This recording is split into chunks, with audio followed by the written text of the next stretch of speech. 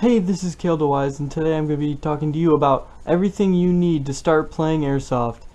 Now, a lot of people think that playing Airsoft means you have to buy big guns, expensive equipment just to get kills. And reality is, it depends on what type of Airsoft you play. If you play competitively, then it might matter more. But if you can play non-competitively in your own private battles, then you can pretty much set the rules yourself and what standard guns you need. If you're playing non-competitive Airsoft, you might want cheaper guns because, you know, they're cheap, and you can have just as much fun with cheap guns if the other players are playing with cheap guns too. You can have just as much fun as expensive guns. So here's a cheap Walmart MP5 I bought. You can't get them at Walmart anymore. Walmart stopped selling Airsoft, which really is sad for me because I love Airsoft. So you can get guns like that, and you can get other springers like this one, just regular springers that run from like 10 to 20 bucks.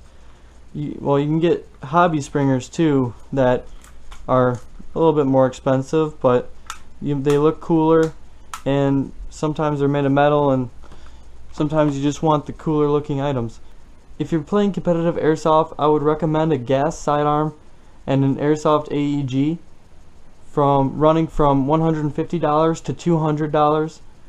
The reason you're going to want an AEG is because snipers and other weapons like shotguns and other spring guns, they're just too hard to get kills with in the Airsoft field, especially if you have multiple enemies. And competitively, usually there's way more than just one or two people. And the reason I say a gas sidearm instead of electric or spring sidearm is because when you're using gas sidearms like this WE, you can just get a lot more BBs out there. They're semi-automatic. They usually work well. I'd recommend CO2 gas pistols because if you're using green gas, you can't really use them in the winter, and a lot of the times the magazines over time will get leaky. Next, we're going to talk about what I probably should have started with is the essentials, the things you'll need to play no matter what. Well, most of these at least. A speed loader, they are pretty essential, but I mean, you're not going to get hurt and you can play without them, but I would totally recommend getting a speed loader. They're cheap, they're easy to use, they really help out a lot, especially with snipers and mid-cap magazines. You pretty much need one of these if you have a mid-cap. If you're doing non-competitive games like with your brother or sister in the backyard, you can probably get one of these JT Airsoft masks, and it'll do you just fine. But if you're playing competitive, you're gonna need something a little more protective, and for that I would recommend Vulcan tactical goggles, or like a brand name, kind of like expensive t-shirts except expensive goggles. These are gonna not fog on you because they have 2 layers of glass and a little layer of gas in between to keep them from fogging. So I would totally recommend getting a really expensive, well, not a really expensive, but I'd recommend getting goggles that range between $30 and $50 if you're playing competitive Airsoft. Apparel, to start with, you're not going to really need gloves or knee pads, so I'm just going to throw these to the side. But what you are going to need is some high quality pants that are somewhat thick, because you're going to be going through brush. If you play on outside, you're going to be going through brush, and you're going to want to look cool too. I mean, you want to look the part as an Airsoft player if you're going to play Airsoft. You don't want to be seen a lot, so I would also recommend going out and getting a camouflage, like a leaf suit like I have here. You can get them at pretty much any sport goods store for around $60. They even have ghillie suits now for around $32 on Amazon, and I think that's a great price for a ghillie suit. You're also going to need boots. I have a pair of 511 Tactical Series boots. I'm not sure what they're called, but I know they've lasted me a year and a half now, and I've had no problems with them. If you want to go from place to place with your airsoft gun, you're going to need one of these.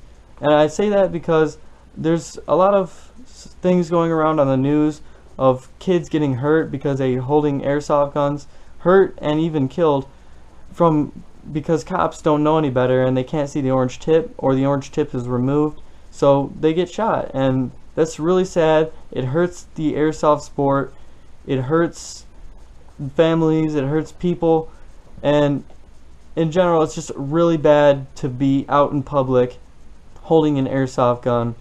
Even with the orange tip on, you need to have it in a case. Another thing I'd recommend for airsoft competitors and non-competitors is a melee weapon. These things are going to help you with a lot of things. Mainly the fact that you're not going to always want to say bang to people, and you may accidentally shoot if you're up close, because some people just have panic trigger finger. So to fix that, you can have your gun like this and your knife like that, and instead of a panic trigger finger, you can panic knife, like in Call of Duty. For BBs, you're going to want to look and see if there's a label on the back telling you which BBs to use for what high-powered guns. 300 and 350 use .20s, 400 to 450 .28s, and so on and so on. This is the recommended BB weights by Vulcan Tactical, and these are the BBs I prefer because they don't break inside your gun.